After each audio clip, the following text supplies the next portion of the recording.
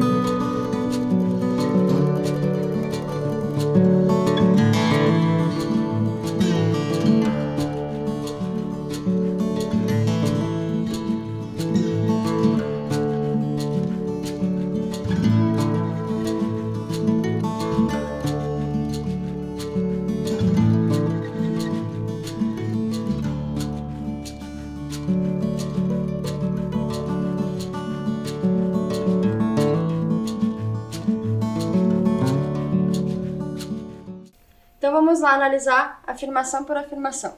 Não haverá alteração no nível do líquido. Bem, se o cubo ele já tem um certo volume, porque foram dadas as medidas, né, desse cubo, que é a medida 6 centímetros, logo o seu volume vai ser o quê? 6 vezes 6 vezes 6, né? Porque nós estamos tratando de um cubo, então as dimensões, né, as medidas das suas arestas são iguais. Então 6 vezes 6 vezes 6, 36. 216 centímetros cúbicos. Então, o volume do nosso cubo é 216. O volume do nosso recipiente é 450. Porém, eu já tenho aqui 150 centímetros cúbicos. Então, se eu adicionar os 150 que eu já tenho, mais, né, o deslocamento que eu vou ter quando eu mergulho, né, esse cubo, que vai ser de 216, então eu somo 150 com 216, eu vou ter 366 centímetros cúbicos, certo? Esse é o deslocamento que eu vou ter ao todo, tá? Então, não haverá alteração no nível do líquido. Vai ter uma alteração aí sim. O líquido vai transbordar? Bem, ele não vai transbordar porque, como eu disse, ele fica em 366 centímetros cúbicos e a capacidade, o volume máximo é 450. O líquido atingirá o nível máximo do recipiente? Também não, né? Porque de 366 para 450 ainda tem uma diferença aí. E o líquido ficará acima da metade do nível máximo do recipiente. Bem, por exclusão das demais, né? Essa é o que nos resta como alternativa. Mas vamos analisar o que está dizendo. O líquido ficará acima da metade do nível máximo. Então, metade do nível máximo. O que é metade do nível máximo? O nível máximo é 450. A metade desses 450 é 225 centímetros cúbicos, certo? Como eu vou ter ali, o líquido ficará acima da metade, ou seja, ele tem que ultrapassar esses 225 centímetros cúbicos. E a gente já constatou que isso acontece, né? Porque quando a gente mergulha o cubo, ele vai ficar ali, o deslocamento total vai ficar em 366 centímetros cúbicos, que é mais que a metade do nível máximo do nosso recipiente. Então, a nossa alternativa aí é a letra D, certo? Então, é observar esse deslocamento. Importante falar um pouquinho da ideia do volume, porque é mais ou menos essa situação que acontece com o vidro de perfume, né? Quando a gente vai comprar um perfume, a gente tem lá a quantidade de líquido, ou seja, a capacidade de líquido desse perfume dentro do recipiente, que é diferente do volume, né? Então, se eu pegar o frasco com o líquido, é o volume, o espaço que aquele vidro, né, de perfume está ocupando no espaço em que ele está inserido. E aí eu estou falando do líquido dentro dele, ou seja, o próprio perfume, e aí eu estou me referindo à capacidade, né, desse recipiente. Então, tem o espaço que esse recipiente ocupa, né, no contexto, no ambiente que ele está inserido, aí é volume, e tem o líquido que está dentro dele, que aí é a capacidade. Também, em algumas situações, é chamado de volume interno, certo? Então, cuidado aí com a nossa nomenclatura. Até as unidades de medida são diferentes, né? Quando a gente fala em volume, a gente usa aí os metros cúbicos e seus múltiplos e submúltiplos.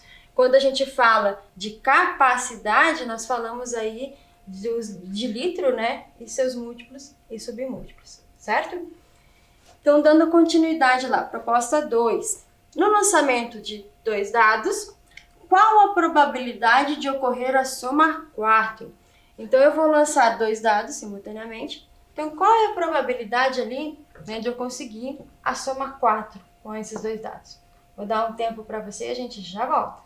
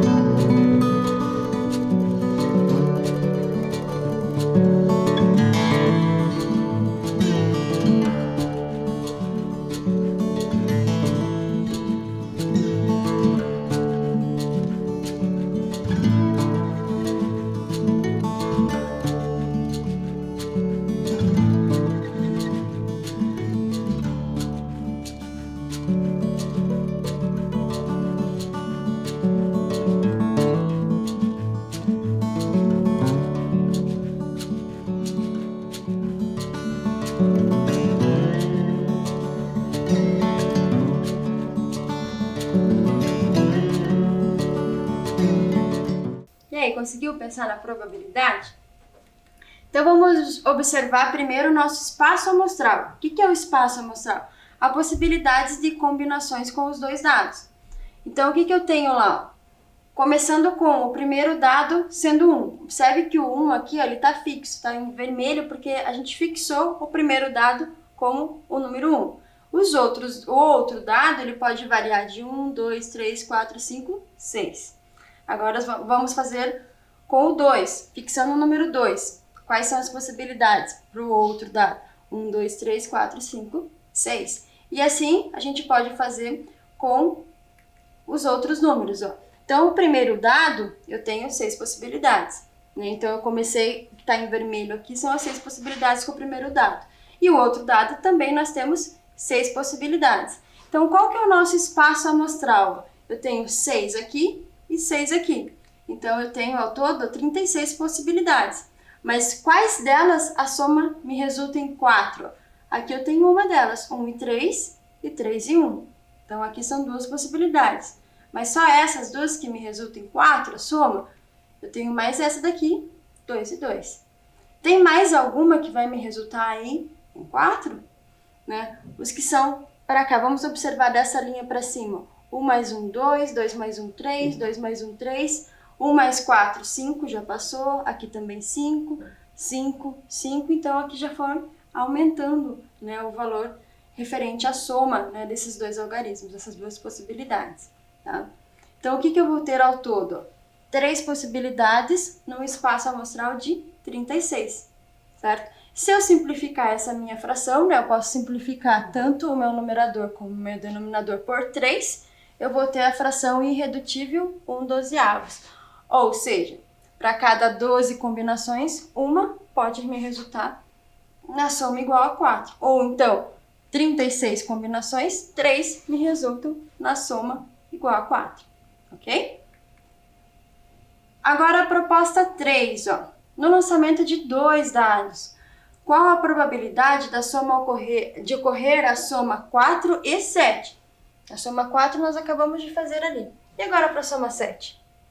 Então, tem que ocorrer essas duas somas simultaneamente para esse lançamento desses 2 dados. Vou dar um tempo para você e a gente já volta.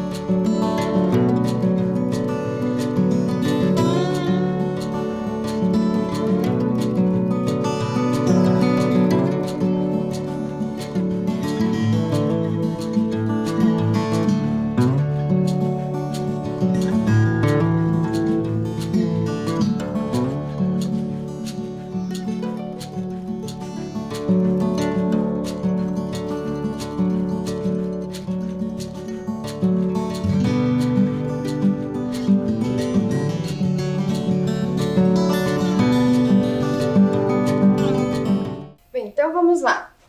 Para ocorrer a soma 4, nós já resolvemos no anterior que nós temos lá a probabilidade de a cada 12 combinações, uma resultar na soma 4. Agora, vamos observar para a soma 7, tá? Então, aqui, vou colocar nosso espaço amostral novamente, né, que são as 36 possibilidades de combinações. Porém, agora eu vou selecionar as que o resultado, né, da soma pode nos dar 7. Então, ali, ó, 5 e 2 é uma delas, 3 e 4 é outra, 2 e 5 é outra, 4 e 3. Será que acabou aí? Eu tenho mais a possibilidade de 1 e 6 e também de 6 e 1. Então, ao total, eu tenho 1, 2, 3, 4, 5, 6 possibilidades nesse espaço amostral de 36, para a soma resultante em 7, tá? Então, só analisando, né, na nossa forma ali, na nossa razão. 6 para 36, ou que eu posso simplificar por 6, né? 6 divididos por 6 dá 1, 36 divididos por 6 dá 6. Então, eu posso ter a fração irredutível 1/6. Então, para a soma 7, eu tenho a fração 1/6, ou seja, para cada 6 combinações, uma pode me dar a soma 7. E a do 4, para cada 12 combinações, uma pode me dar a soma 4. Então, agora a pergunta era, com o lançamento dos dois dados ao todo, né, qual que é a minha probabilidade de soma 4 e 7? Não era ou, era e. Então, eu vou precisar analisar essas duas em conjunto agora. Então, a soma 4 eu tenho 1 para 12, a soma 6, 1 para 6. Então, eu vou somar essas duas probabilidades, tá? Observe aqui que eu tenho uma soma de frações, tá? Mas não se assuste com soma de frações, porque a gente já está trabalhando com frações há algum tempinho. Então, vamos lá. O que eu posso fazer aqui para resolver essa soma de frações? Eu posso achar uma fração equivalente. Como assim, professor, equivalente? Eu vou transformar esse 1/6 numa fração com denominador 12. Que daí eu posso fazer a soma tranquilamente. Como que eu transformo 1/6 numa fração com denominador 12? Bem, se eu multiplicar por 2, eu vou ter 2 dozeavos. É uma fração equivalente, certo? Então, agora eu tenho denominadores 12. Então, 1 mais 2, 3 dozeavos. Ou seja, qual que é a minha probabilidade juntando tanto para a soma 4 quanto para a soma 7? A cada 12 combinações, 3 podem me dar a soma 4 e 7. Se eu simplificar esse 3 dozeavos, ou seja, dividir o meu numerador e denominador por 3, eu vou ter 1/4. E o que 1/4 representa? Que a cada 4 combinações, uma delas vai me resultar em soma 4 e 4 e 7, ok? E em percentuais, isso representa 25%, tá? Então, 1/4 é uma parte de 4 e em percentuais 25%, porque as 4 partes dá o 100%, certo? Então, aí a nossa resposta de nossa probabilidade para essas duas somas. Então, vamos lá para a nossa proposta 4. Ó. Em um estojo, há uma caneta azul, 2 canetas pretas e 5 canetas vermelhas. Então, aí, uma caneta azul, 2 pretas e 5 vermelhas. Tirando uma ao acaso, né, aleatoriamente. Qual a probabilidade de retirarmos uma caneta da cor preta? Tá, então, você tem lá, ó, repetindo, uma azul, 2 pretas e 5 vermelhas. Primeiro, qual que é seu espaço amostral? Ou seja, qual que é a sua quantidade de canetas? Primeiro, essa questão. E segundo, qual é a probabilidade de que se você tirar ao acaso uma lá do seu estojo, uma delas seja preta? Vou dar um tempo para você pensar e a gente já volta.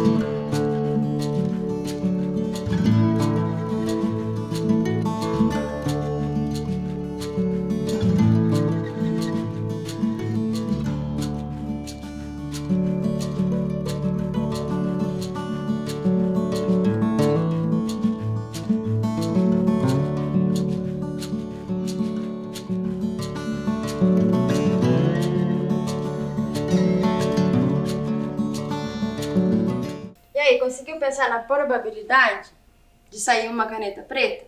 Lembrando que nosso espaço amostral, então eu tenho uma, mais duas, três, mais cinco, 8 canetas. Tá? Então, vamos colocar lá, espaço amostral, total de canetas que são 8.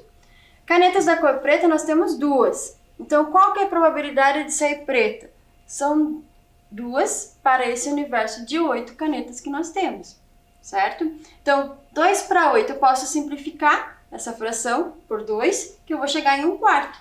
E 1/4, como nós vimos já na proposta anterior, representa 25%, né? É uma parte de 4, né? Então, isso é 25%, porque as outras, né, partes também são 25%, somadas dão 100. Tá? Então, 1/4 eu posso colocar como 0,25, né, que é a forma decimal dessa fração. Né? Quando a gente divide 1 pelo 4, nós chegamos nesse número decimal, 25 centésimos, que eu posso representar como 25%. Então, a probabilidade de sair uma caneta preta nessa retirada, nessa única retirada que eu faço de modo aleatório, é de 25%. Certo? Então, vamos lá para a nossa próxima proposta, proposta 5, uma proposta retirada da prova do Enem de 2015. As exportações de soja do Brasil totalizaram 4,129 milhões de toneladas no mês de julho de 2012 e registraram um aumento em relação ao mês de julho de 2011, embora tenha havido uma baixa em relação ao mês de maio de 2012. Então, repetindo essa parte da nossa proposta. Então, elas totalizaram na exportação 4,129 milhões de toneladas. Como é que eu faço a leitura desse número, né? 4,129 milhões. Então, são 4 milhões e 129 milésimos dos milhões. Esquisito, né? Mas por isso que a gente acaba lendo 4,129 milhões de toneladas no mês de julho de 2012. E registraram um aumento em relação ao mês de julho do ano anterior, ó. Então, eles registraram de 2011 para 2012 um aumento. Porém, teve uma queda em relação ao mês anterior, né, ao mês de maio, perdão. Ao mês de maio de 2012 em relação ao mês de julho de 2012, teve uma queda aí nessas exportações. A quantidade em quilogramas de soja exportada pelo Brasil no mês de julho de 2012 foi de... Então, mês de julho de 2012 está aqui o nosso registro, né, de quantos milhões que foi exportados. Então, qual que é a alternativa que eu posso colocar aí, que serve que está em notação científica, né? Ou seja, está em base 10? Qual é a alternativa que representa esses 4,129 milhões de toneladas? Tá? Não esquece dessa palavrinha toneladas ali, que é muito importante. Vou dar um tempinho para você pensar e a gente já volta.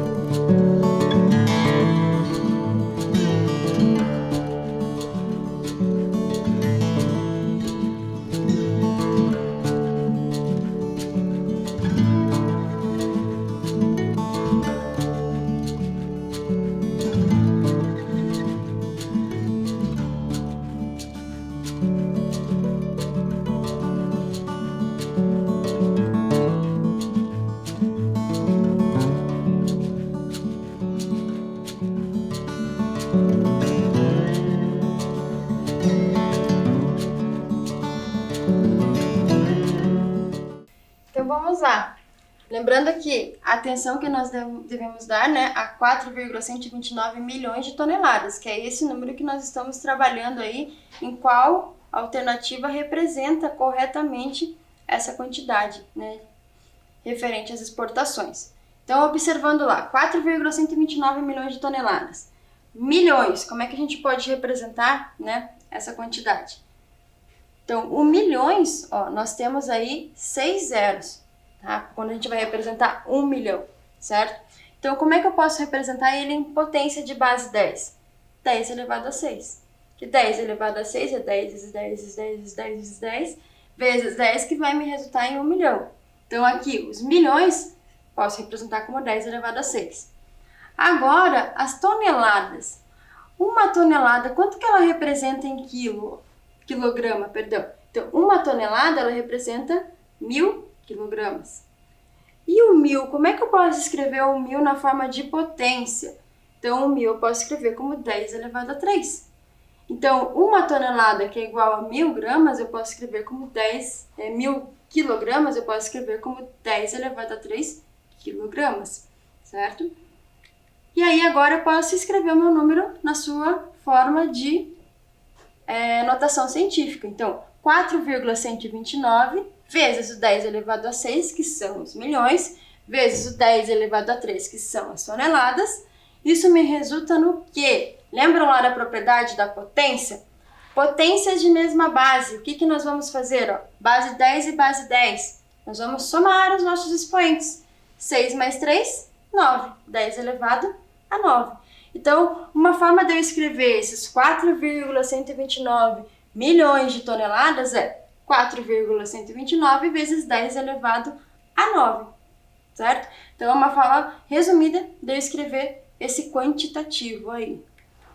Então, qual é a alternativa que representa a alternativa correta, né, que representa esse número? Então, aí uma alternativa da letra C, 4,129 vezes 10 elevado a 9. Ok? Então, vamos lá para a nossa proposta 6. Outra questão do Enem, agora de 2017. Os congestionamentos de trânsito constituem um problema que aflige todos os dias milhares de motoristas brasileiros. O gráfico ilustra a situação representando, ao longo de um intervalo definido de tempo, a variação da velocidade de um veículo durante um congestionamento. Então, nós vamos observar aqui nesse gráfico a variação da velocidade de um veículo durante um congestionamento. Então, observe que nesse eixo, né, o eixo Y, nós temos a velocidade, no eixo X nós temos o tempo determinado por minuto ali nesse caso. Então, observe a velocidade. Aqui ela estava constante, a velocidade aumentou, aqui decaiu, provavelmente um congestionamento, aqui ela permaneceu constante, já liberou um pouco porque a velocidade subiu e assim vai, né, ocorrendo esse trânsito aí nesse dia de congestionamento. Então, quantos minutos o veículo permaneceu imóvel ao longo do intervalo de tempo total analisado? Ou seja, o intervalo de tempo analisado foi de 0 a 10, foi de 10 minutos. Então, quantos minutos ele permaneceu imóvel? Como se ele realmente estivesse no congestionamento e não saiu do lugar. Então, quanto tempo ele permaneceu, né, parado ali? Vou dar um tempinho para você analisar bem esse gráfico, tá? E a gente já volta para assinalar a alternativa correta.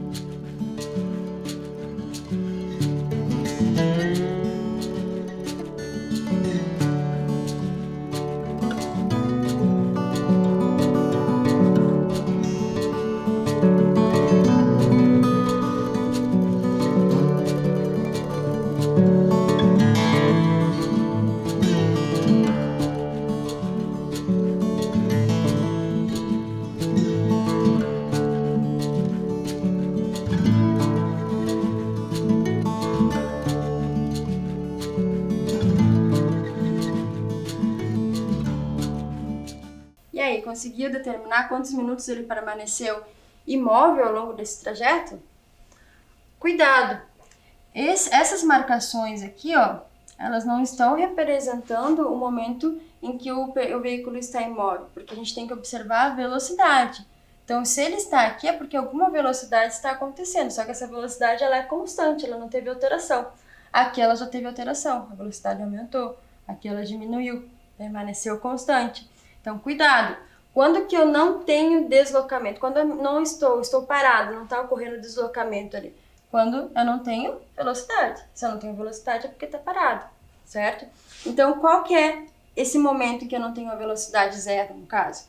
É do momento do tempo de 6 a 8 minutos. Então, quanto tempo ele permaneceu imóvel, né, sem conseguir se deslocar? 2 minutos, certo? Então, a minha alternativa correta, letra C. Ok? Então, vamos lá para a nossa próxima proposta, proposta 7.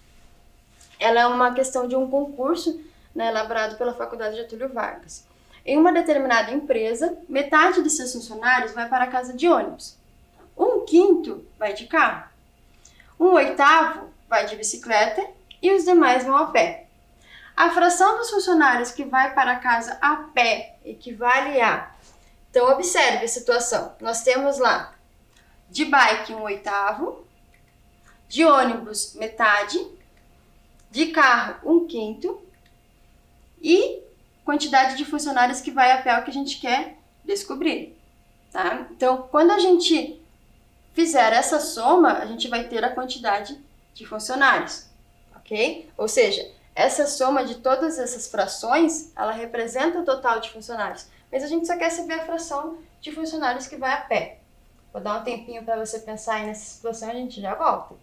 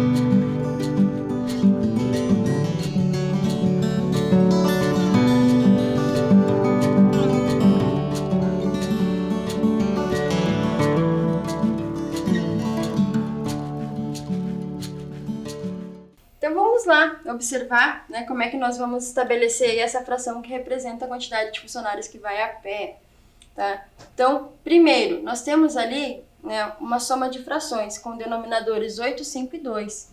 Então a gente vai unificar, ou seja, tirar o MMC, né, de 8, 5 e 2 para transformar em denominador igual, tá? Para achar essas frações equivalentes. Então, fazendo o cálculo do MMC de 8, 5 e 2, ó, o que não acontece? O primeiro número primo que nós conseguimos, né, dividir qualquer um desses números é o 2. Então, 8 por 2 me resulta em 4.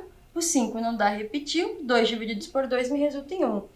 Continuo por 2, porque o 4 ainda eu consigo. Ó. 4 divididos por 2, 2. O 5 não dá. O 1, já cheguei onde eu queria. Continuo por 2, porque aqui ainda eu consigo dividir. Dá 1, 5 e 1. E agora, dividindo por 5, me resulta em o 1 ali que eu preciso. Então, o meu mínimo múltiplo comum de 8, 5 e 2 vai ser o produto, o resultado, né? Produto dessa multiplicação, o resultado dessa multiplicação aqui. 2 vezes 2 vezes 2 vezes 5, que dá 40. Então, agora, o que acontece? Essas eram as frações iniciais que nós tínhamos. Então, se eu somar quem vai a pé, quem vai de ônibus, e quem vai de bicicleta, quem vai de carro, eu vou ter aí o total de funcionários. Transformei todas essas frações aqui com o denominador 40, porque foi o nosso MMC. Então, de 8 para 40, aumentou 5 vezes. Então, o meu numerador também aumenta 5 vezes. Então, de 1 vai ter que ir para 5, porque 1 vezes 5 dá 5. De 5 para 40, aumentou 8 vezes, né? Porque 8 vezes 5 dá 40. Então, o meu numerador também vai aumentar 8 vezes. Então, 8 vezes 1 dá 8. De 2 para 40, aumentou 20 vezes. Então, 1 vezes 20 vai me resultar aqui, numerador 20. Mais as pessoas que vão a pé, isso vai me totalizar 40 quarentavos. Mas, professora, por que 40 quarentavos? De onde você tirou essa informação? Bem, como meus denominadores são 40, o meu total vai ser 1 inteiro, né? Que é o total de funcionários. 1 inteiro que é para representar esse todo, tá? Vai ser o todo, vai ser esse 1. Tá? Então, 40 por 40 vai me dar o total de funcionários. E as outras partes, elas estão fracionadas, certo? Então, 40 quarentavos é o todo que eu tenho de funcionários. Então, qual que são as partes fracionadas? Então, eu já tenho 3 partes fracionadas, falta a parte a pé, que é o que eu quero descobrir. Então, fazendo a soma aqui, ó, 5 quarentavos, 8 quarentavos e 20 quarentavos, eu vou ter 33 quarentavos. Mas as pessoas que vão a pé vai me dar o total, né, o todo da empresa, não a quantidade específica, mas o todo, que é um inteiro, tá? Então, agora fazendo a subtração, né, do 40 quarentavos pelo 33 quarentavos, né, porque daí aqui ele está somando, né, eu passei lá subtraindo, eu vou ter 7 quarentavos. Então, a quantidade de pessoas que vão a pé representam na fração 7 quarentavos. Observe que em nenhum momento a gente trabalhou, mas quantos funcionários eu tenho? Não foi isso que foi nos questionado, nem foi nos dada essa informação, né? Ele só queria a fração das pessoas que foram a pé. Tá? Então, do total de funcionários dessa empresa, 7 quarentavos vão a pé, certo? Agora, se a empresa tem 100 funcionários, basta eu calcular 7 quarentavos desses 100 funcionários, que eu vou saber quantos, de fato, vão a pé, ok? Então, respondendo a nossa pergunta, alternativa letra E, 7 quarentavos. E aqui a gente encerra mais uma aula de problematizando com a matemática. Se você resolveu aí por outros caminhos, né, elaborou outras estratégias de solução, mantenha o seu registro aí, porque todas as formas de pensar na matemática são válidas, tá bom? E eu te espero na próxima aula. Até mais!